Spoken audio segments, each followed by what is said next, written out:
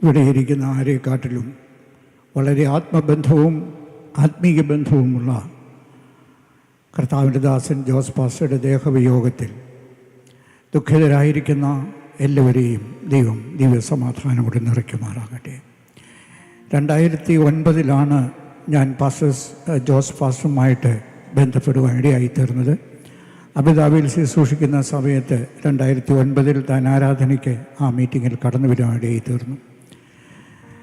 ആരാധനയുള്ള തൻ്റെ സജീവമായ സാന്നിധ്യവും സഹകരണവും കണ്ടപ്പോൾ ഒരു കർത്തൃവേലയ്ക്കുള്ള വിളിയുള്ള മനുഷ്യനാണ് ഈ വന്നിരിക്കുന്നതെന്ന് എനിക്ക് മനസ്സിലാവാൻ ഇടയായിത്തീർന്നു. അദ്ദേഹത്തോട് ഞാൻ ആ കാര്യം സംസാരിക്കാൻ ഇടയായിത്തീർന്നു. താൻ അത് സന്തോഷപൂർവ്വം ഏറ്റെടുക്കുവാൻ ഇടയായിത്തീർന്നു. തുടർന്ന് UAE കോർഡിനേറ്ററായിരുന്ന ഇന്ന് നിത്യതയിൽ വിശ്രമിക്കുന്ന കർത്താവിൻ്റെ ദാസൻ പാസ്റ്റർ ജോയ് ജോർജുമായിട്ട് ഞാൻ ആ വിഷയം സംസാരിച്ചു.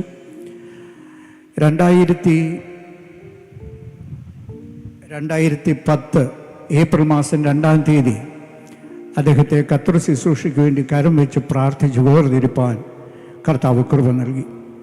അന്ന് മുതൽ എന്നോടുകൂടെ അദ്ദേഹം അബുദാബി സഭയിൽ ശുശ്രൂഷിപ്പാൻ ഇടയായി തീർന്നു.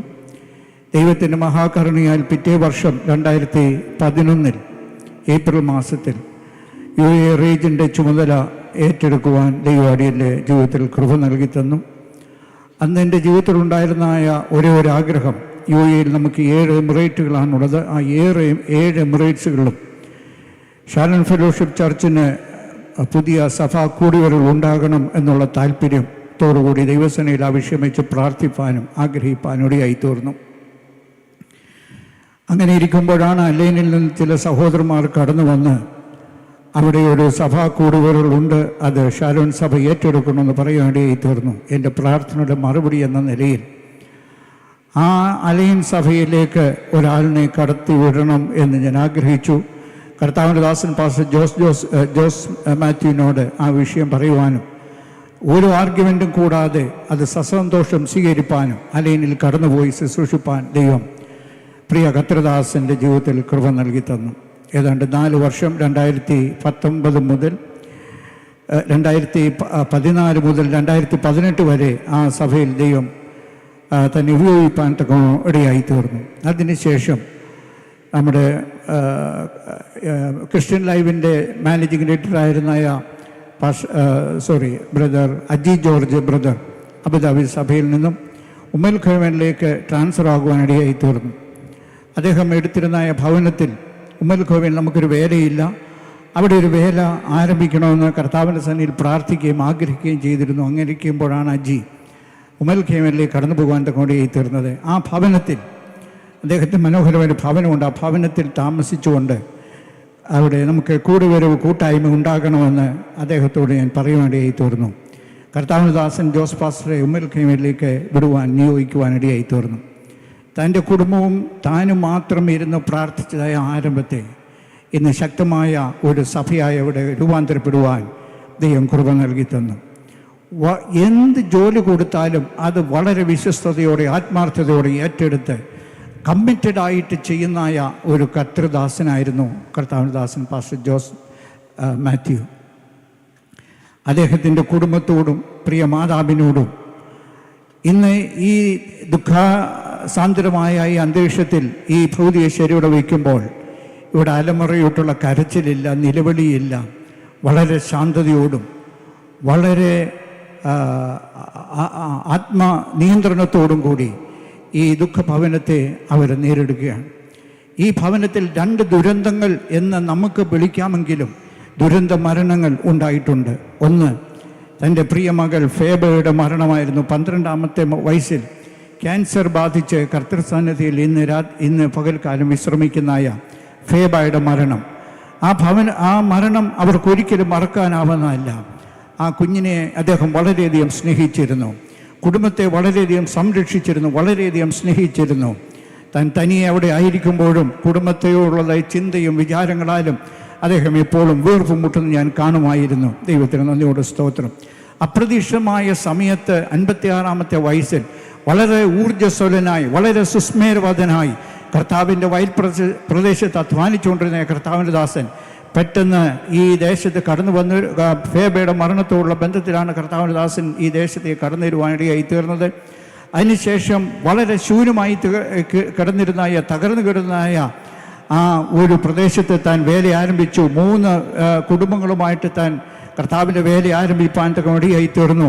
2 വർഷങ്ങൾ കൊണ്ട് മനോഹരമായ ഒരു സഭാകൂട് പണിത് അതിൻ്റെ പ്രതിഷ്ഠ ശുശ്രൂഷയും നിർവഹിച്ച് 2ാമത്തെ ആഴ്ചയിൽ തനിക്ക് ആ മീറ്റിങ്ങിൽ പങ്കെടുക്കുവാൻ സാധിച്ചില്ല. അതിനു മുമ്പ് തന്നെ കർത്താവിൻ്റെ സന്നിധാനത്തിൽ താൻ ചേർത്തുകൊള്ളപ്പെടുവാൻ ദൈവം കൃപ നൽകി തന്നു. നമ്മുടെ സമയത്തല്ല ദൈവത്തിൻ്റെ സമയം, നമ്മുടെ വിചാരങ്ങളല്ല ദൈവത്തിൻ്റെ വിചാരങ്ങൾ. നമ്മുടെ ബുദ്ധിക്കപ്പുറമേയുമായി, നമ്മുടെ വിചാരങ്ങൾക്കപ്പുറമായി, നമ്മുടെ വഴികൾക്കപ്പുറമായി ദൈവം തൻ്റെ ജനത്തിന് വേണ്ടി കരുതുകയും പ്രവർത്തിക്കുകയും ചെയ്യുന്ന ദൈവത്തിൻ്റെ മുഖാന്തരങ്ങൾക്കായി നന്ദിയോട് സ്തോത്രം. ഈ 2 മരണങ്ങളും നമുക്ക് അപ്രതീക്ഷിതമെങ്കിലും നമുക്ക് അവിചാരിതമെങ്കിലും ദൈവത്തിന് ഇതൊക്കെയും അവൻ ഏറ്റവും ശ്രേഷ്ഠമായി തക്ക സമയത്ത് നന്നായി ചെയ്യുന്നതായ കർത്താവിൻ്റെ മുഖാന്തരങ്ങൾക്കായി ദൈവത്തിന് സ്തോത്രം ചെയ്യുകയാണ്. ഹല്ലേലൂയ. ഈ തരുണത്തിൽ ഞാനൊരു കാര്യം പറയുവാൻ തക്കണം, മറന്നു പോകുന്നതിന് മുമ്പ് ആ കാര്യം പറയുവാൻ തക്കണം ആഗ്രഹിക്കുകയാണ്. ഷാർജയിൽ ശുശ്രൂഷിക്കുന്ന കർത്താവിൻ്റെ ദാസൻ പാസ്റ്റർ സന്തോഷ് സെബാസ്റ്റിൻ്റെയും ആ സഭയുടെയും അനുശോചനം ഞാൻ ഈ തരുണത്തിൽ അറിയിക്കുകയാണ്.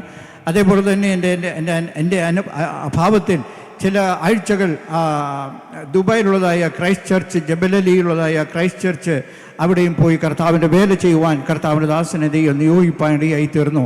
ആ സഭയുടെയും UAE റീജിയൻ്റെ കോർഡിനേറ്റർ പാസ്റ്റർ B. ജോൺസിൻ്റെയും അനുശോചനവും പ്രത്യാശയും ഈ തരുണത്തിൽ ഞാൻ അറിയിക്കുന്നു. താൻ വളരെയധികം ശുശ്രൂഷിച്ച 2019 മുതൽ പ്രിയ ഫേബായുടെ മരണത്തോടനുബന്ധിച്ച് അവിടെ നിന്ന് യാത്ര തിരിക്കുന്ന 2022 വരെയും താൻ ശുശ്രൂഷിച്ച അബുദാബി സഭയുടെയും അനുശോചനവും ദുഃഖവും പ്രത്യാശയും ഈ തരുണത്തിൽ ഞാൻ അറിയിക്കുകയാണ്. വളരെ വൈബ്രൻ്റായി, വളരെ സുസ്മേരവദനായി, വളരെ ഞാൻ ഓർക്കുകയാണ്, എവിടെ താൻ ശുശ്രൂഷിക്കുന്ന ഈ സമയത്തൊക്കെയും എവിടെ ഒരു നല്ല പാട്ട് കേട്ടാലും ആ പാട്ട് എഴുതിയെടുത്ത് പഠിച്ച് സഭയിൽ കൊണ്ടുവന്ന് പഠിച്ച് ആരാധനയ്ക്ക് നേതൃത്വം കൊടുക്കുന്നതായ നല്ല ആർജവമുള്ളതായ ഒരു ദൈവത്തിൻ്റെ ദാസൻ. തൻ്റെ സാന്നിധ്യം തന്നെ ആ സഭയിൽ വളരെ വളരെ അഭിഷേകം വ്യാപരിക്കുന്നതായ തകർന്നിരിക്കുന്നതായ നിരാശയോടെ കടന്നു വരിക്കുന്ന ദൈവജനത്തിൻ്റെ ഹൃദയത്തിന് വളരെ പ്രത്യാശയുടെയും സന്തോഷത്തിൻ്റെയും വിശ്വാസത്തിൻ്റെയും ചൈതന്യം പകരുന്നതായ തൻ്റെ പ്രഭാഷണങ്ങൾ ജീവിതത്തിൽ ഒരിക്കൽ ഇന്നേ വരെ ഒരു കളിതമാശയാകട്ടെ, ഒരു ദൃഷ്ടാന്തമാകട്ടെ, ഒരു അമ്മമ്മക്കഥയാകട്ടെ പറഞ്ഞ് ഞാൻ കേട്ടിട്ടില്ല. തൻ്റെ ശുശ്രൂഷയിൽ വളരെ ഗാംഭീര്യത്തോടുകൂടി വിശ്വാസത്തിൻ്റെ വാക്കുകൾ താൻ പറയുവാൻ ഇടയായി തീർന്നു. കർത്താവ് തന്നെ വിളിച്ചു കഴിഞ്ഞപ്പോൾ കർത്താവിൻ്റെ സന്നിധിയിൽ താൻ ചേർക്കപ്പെടുവാൻ ഇടയായി തീർന്നു. ഏറ്റവും പ്രിയ പുരുഷനായ പ്രിയ ജോസ് പാസ്റ്ററെ, പോയി വിശ്രമിച്ചുകൊള്ളുക. കാരണം നീ വളരെയധികം അധ്വാനിച്ചു, വളരെയധികം ഓടി കർത്താവിൻ്റെ വേലയ്ക്ക് വേണ്ടി വളരെ വില കൊടുക്കുവാനിടയായി തീർന്നു. പോയി വിശ്രമിച്ചുകൊള്ളുക. കാലാവസാനത്തിൽ ആയിരം വിശുദ്ധന്മാർ ഈ ഭൂമിയിൽ എഴുന്നേൽക്ക് കഴിയുമ്പോൾ നീയും തേജസ്സിൻ്റെ ശരീരം പ്രാപിച്ചുകൊണ്ട് കർത്താവിനെ ധരിപ്പാൻ ഉയർക്കുമെന്നുള്ള പ്രത്യാശയോടുകൂടി ഇപ്പോൾ ഞങ്ങൾ നിങ്ങളെ യാത്ര അയക്കുന്നു. പോയി വിശ്രമിച്ചുകൊള്ളുക. കാലാവസാനത്തിൽ നീ എഴുന്നേറ്റ് വരും. അത് ഞങ്ങൾക്ക് വളരെ വിശ്വാസമുണ്ട്. ഹല്ലേലൂയ. പ്രിയ പൈതലിനോട് ചേർന്ന് നീയും എഴുന്നേറ്റ് വരും. അന്ന് കർത്താവിൻ്റെ ഒരു താമസമായാൽ ജീവനോടിരിക്കുന്ന ഈ നാമം അവനെ എതിരേൽപ്പാൻ ആകാശമേഘങ്ങൾ എടുത്തുകൊള്ളപ്പെടുന്നുള്ള പ്രത്യാശയോടുകൂടി ഇപ്പോൾ വിട പറയുന്നു. കർത്താവ് നമ്മെ എവരെയും ആശ്വസിപ്പിക്കുവാൻ